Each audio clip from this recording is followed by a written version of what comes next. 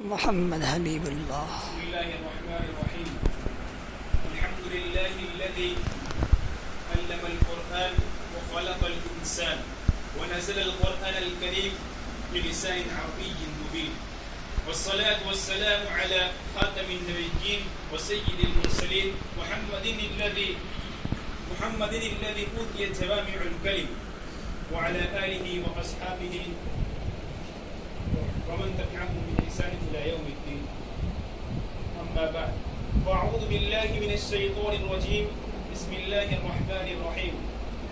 إنا أنزلناه قرآنا عربيا لعلكم تعقلون. يا إخواني، لا شك أن اللغة العربية تعد من اللغات الإنسانية السامية التي تعتبر جزءا من الحضارة العربية، فإن لها أهمية عظيمة في أوساط المسلمين لأسباب تالية. إنها لغة القرآن الكريم، إنها لغة أهل الجنة، إنها سنة النبوية الشريفة، إنها لغة التعبد لله تبارك وتعالى على الأقل منذ تكليف سيدنا صلى الله عليه وسلم بالرسالة السماوية حتى قيام الساعة. يا إخواني، وازدادت أهميتها عندما نزل القرآن الكريم المعجز بذلك اللغة، وذلك أضفى عليها القدسية والإلهية.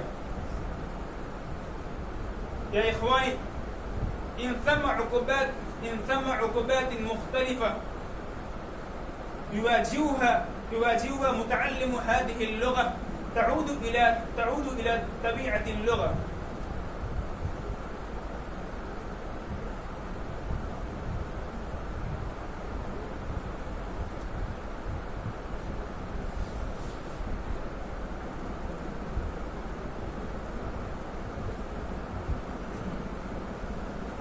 يا إخواني، إن المشاكل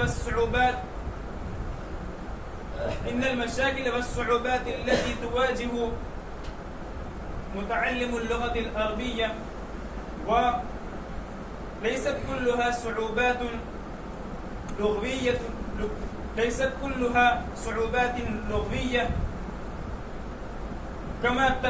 كما يزعمها الزاعمون، وليست كلها من العقوبات التي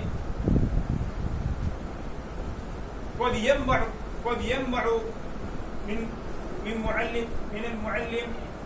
من طبيعة المعلم